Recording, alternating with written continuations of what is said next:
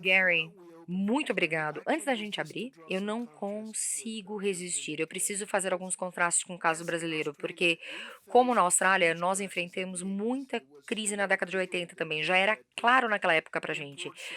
A, a industrialização, a parte de importação, estava chegando o fim de uma era e estava todo mundo ali meio emperrado na nossa incapacidade de superar modelos antigos de industrialização. E o sintoma mais notário dessa crise que passamos foi a nossa hiperinflação. Agora, reagimos a esse desafio de maneira muito mais desordenada e morosa do que a Austrália reagiu. E eu acho que isso tem a ver com algumas características da sociedade brasileira e sistema político brasileiro. Primeiro, nós somos muito fragmentados. A nossa federação é fragmentada em todos os aspectos. E ficou pior, ficou mais fragmentada depois da Constituição de 1988, onde a criação de mais de 5 mil municipalidades com poderes autônomos de tributação, regulamentações, que otorgou muito poder. E é muito um sistema não é bipartidário, tem dois. Temos um monte, uma super fragmentada a nossa quantidade de partidos políticos. E não temos dois, imagina. Além disso, a nossa sociedade, em termos de importação e exportação, o nosso modelo de proteção acabou acentuando inequalidade. Ou seja, a gente reforçou os poderes do que você chama de grupos especiais. Então, aquele desafio de Maquiavel para o Brasil seria muito maior do que no caso australiano. Ainda assim, eu acho que a gente leva em consideração tudo isso, né? Fizemos aí até que um trabalho razoavelmente ok, mas mesmo assim eu gostaria de também citar Churchill, que pode ter uma visão menos banal a respeito do Brasil, né? Esse protecionismo, esse processo moroso de reforma disruptivo, pode ser comparado a suicídio político, na verdade, aqui no Brasil. E Churchill falou: a coisa ruim a respeito do suicídio político é que você vive para ver a consequência do seu suicídio. Então, é com isso, então, eu gostaria de abrir para o público. Eu quero fazer um comentário. Você vive para ver a consequência que você não queria, a não intencionada, né? Mas algumas delas foram intencionadas. Interessante. Vamos abrir? Se identifica, por favor. Vamos pegar o quê? Duas, três perguntas concisas, pessoal, porque o pessoal tem horário. Meu nome é Norberto Galvez. Professor Banks, obrigado pela fala. Primeira pergunta. O senhor mostrou o que a Austrália fez e começou na década de 80. O que o senhor mudaria agora olhando para trás? Agora no século XXI, né? O senhor também mencionou alguma coisa a respeito de reforma tributária, mas não chegou a entrar em detalhes de reforma de assistência ou de aposentadoria, você não chegou da previdência, não chegou a falar disso. Vocês passaram por esse tipo de reforma? Bom dia, meu nome é Rosana Nespoli. Ah,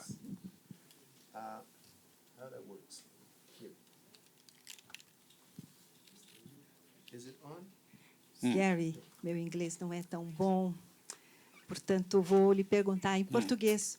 Seja bem-vindo ao Brasil. Espero que você tenha trazido aí uma máscara de oxigênio, porque, enfim. Hoje, nós observamos no Brasil uma tentativa de desmantelamento de políticas já estruturadas e avaliadas, algumas delas como positivas, construídas ao longo de décadas para o funcionamento do nosso país. E esse, entre aspas, aí, desmantelamento está dirigido especialmente na retirada de pontos de controle necessários para o acompanhamento de políticas, né? Salvo melhor juízo, os pontos de controle são necessários. A pergunta é: você acredita que a política pública pode prescindir, abrir mão de uma ação fiscalizatória? O governo ele pode abrir mão da checagem de conformidade em relação às regras que compõem uma política pública? Obrigada. Ok, aqui, mais uma.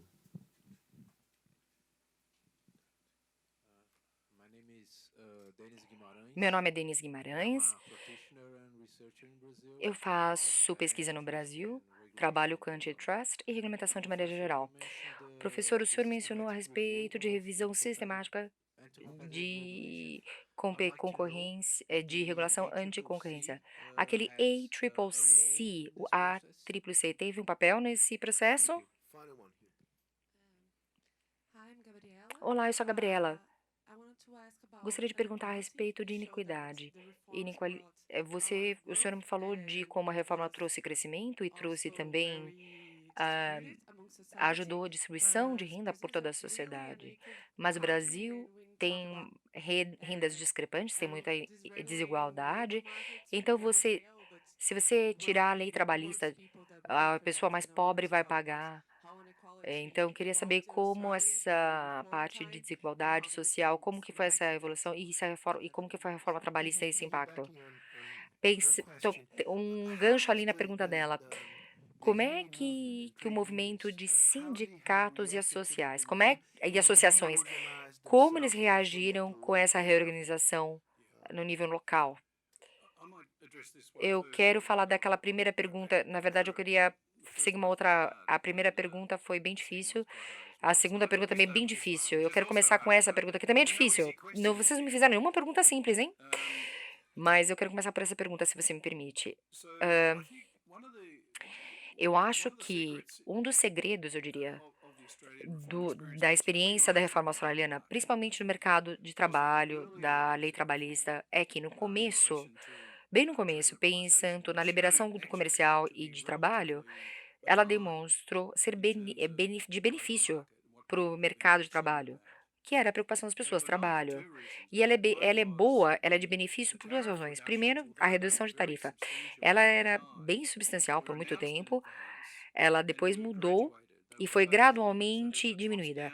Então, foi uma redução de cima para baixo, era uma taxa bem alta, então se você tinha uma tarifa de 15%, a sua redução só aparece na segunda onda de redução de tarifas. Então, você começa a diminuir as alíquotas das tarifas e tributações em cargos nos próximos anos e você vai caindo e chega em 5% nos próximos 4 anos. Então, essa antecipação, essa previsão te ajuda a fazer ajustes e gradualmente fazer esse impacto no mercado. A segunda coisa é que a Austrália teve aí fez um programa de assistencialismo e previdência.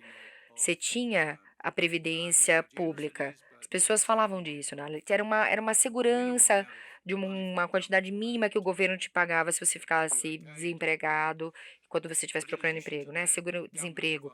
Mas também ajudava para quem buscava emprego e para recapacitação, principalmente numa indústria que estava ali concentrada numa região em particular, especificamente. A pessoa estava naquela região. Tinha ali um programa para redesenvolver aquela população e as habilidades e capacitação daquelas pessoas, ou as pessoas se mudarem para onde estava o trabalho.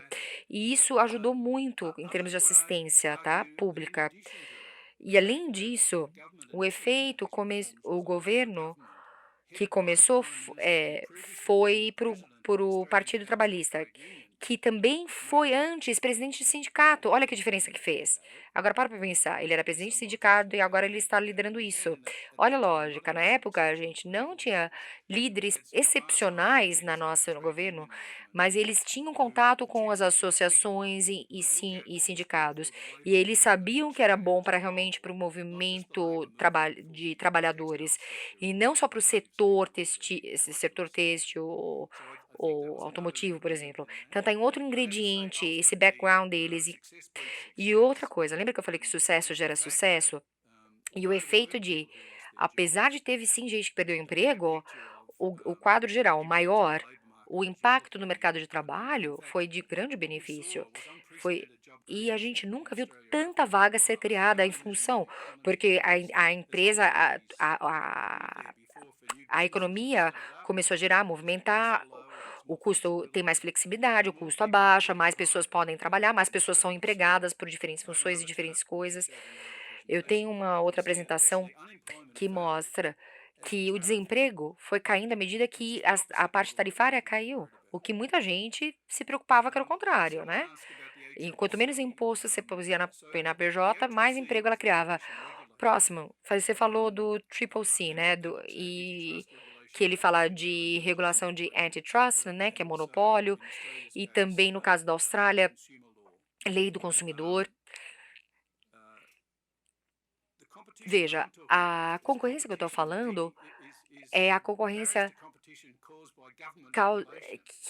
que não acontecia porque existia barreira governamental.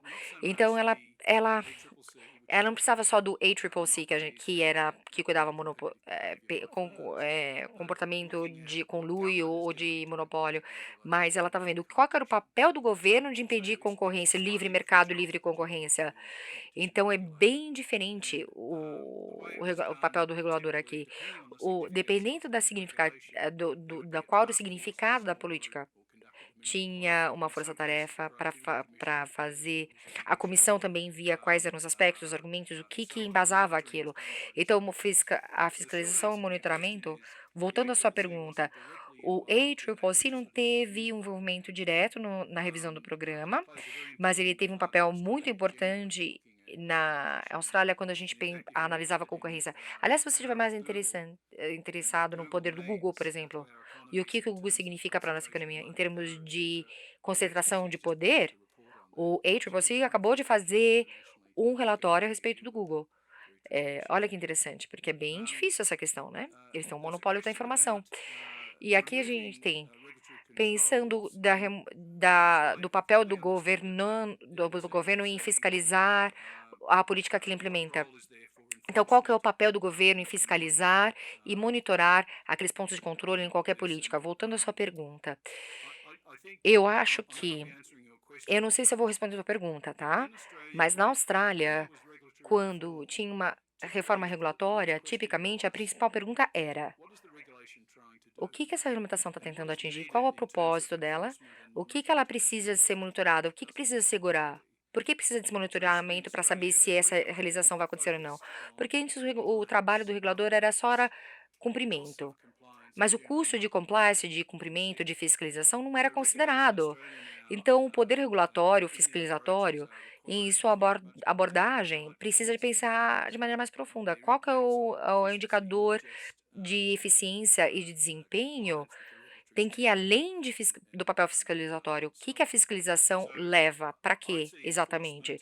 Então, eu diria que fiscalização e o monitoramento, ela é dependente da natureza da política e por que precisa. Tivemos um período que eu imagino que vocês também passam, onde a indústria começou ali a se autorregular e se autofiscalizar, e em muitos casos funcionou muito bem, em outros não.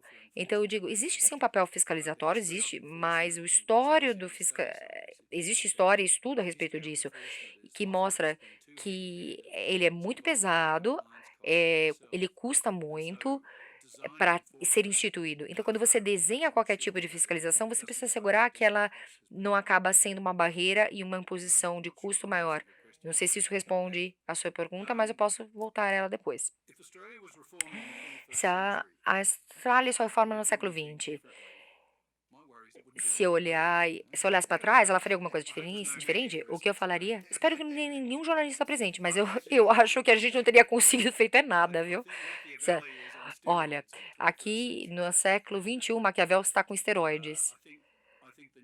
Eu acho que a nova mídia, a expectativa social, tudo isso, tá?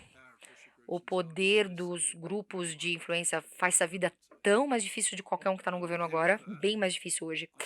Mas ainda assim, eu acho, quando eu penso nessa combinação de circunstâncias que a OCDE conseguiu corresponder, que eles puseram ali os ingredientes das reformas de sucessos no relatório, eu acho que é perene, funciona ainda hoje.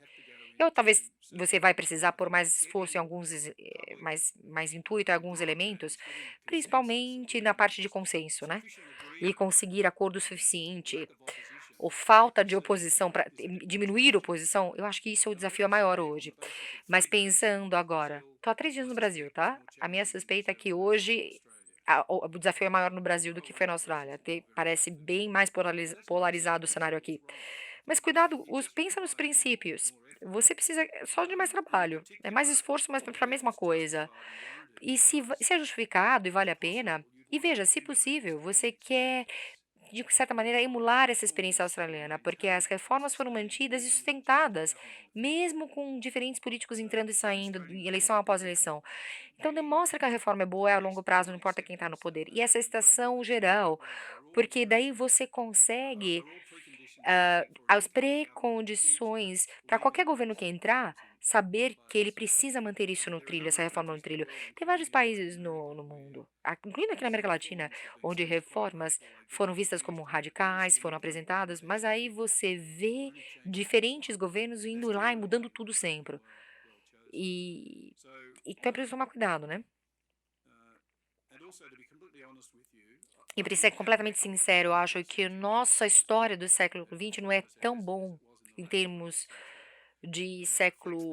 Se você ver o reflexo do começo e do fim, eu acho que no fim foi melhor. E também o sofrimento do governo tentando trabalhar com essa nova política, no novo cenário. Mas a gente tem bastante sucesso, histórias de sucesso é, graças aos critérios e aqueles ingredientes que a OCDE conseguiu deixar de maneira bem sucinta. Ok, reforma da Previdência, muito complexo. Eu me viro o estômago. Teve diferentes reformas de previdência social, de aposentadoria. Cada vez mais a Austrália vê isso da seguinte maneira: temos ali a pensão federal, né? A aposentadoria federal, que é baseada na renda. Então é bem focada, tem uma meta bem simples. Nunca vi muito problema, principalmente de sustentabilidade fiscal, porque ela tem que corroborar a sua renda. Mas a gente tem uma coisa chamada superannuation, que seria o equivalente ao FGTS brasileiro. Ela acabou não sendo tão generoso e teve problemas. Fizemos um estudo, eu acho que também já foi o caso aqui no Brasil, que se você extrapolar no futuro, o FGTS, ele acaba sendo insustentável. Principalmente quando você vê a idade de aposentadoria, na Austrália todo mundo envelhecendo. Antes, a idade mínima para se aposentar na Austrália é 70 para todo mundo. Mas também a aposentadoria se tornou mais, mais, mais baseada não no seu salário final, mas no quanto você contribuiu. Mas aí a gente tem o princípio do FGTS, que é compulsório, você tem que depositar e, e os negócios, o PJ, né? Era 9% que eles tinham que depositar, qualquer salário. Tinha que pôr no superannuation, no que eles chamam de pension fund, é o FGTS brasileiro. E, e todo mundo tinha essa discussão, 9% sobe, não sobe? E foi isso. Qual é o nível de sucesso de FGTS? Olha, eu não sou um especialista em FGTS, mas se você quer saber mais da experiência da reforma previdenciária, da FGTS, você pode buscar mais informação. Eu não sou especialista. Você precisa ir, né? Eu tenho um tempo. Se você me permitir mais um comentário, eu queria voltar àquele comentário que você fez a respeito da dificuldade de promoção de reformas no século XXI. Agora, eu quero salientar o fato que agora tem um ataque barulhento em reformas de políticas vindas de especialistas robustas, bem argumentadas, bem evidenciadas. Então, mesmo assim, teve Boris Johnson, que trabalhou com o Brexit, a saída do Reino Unido na União Europeia. Faz uns meses agora, estava numa discussão sobre a saída do Reino Unido, e eu estou falando de uma pessoa que se formou em Cambridge ou em Oxford, tá?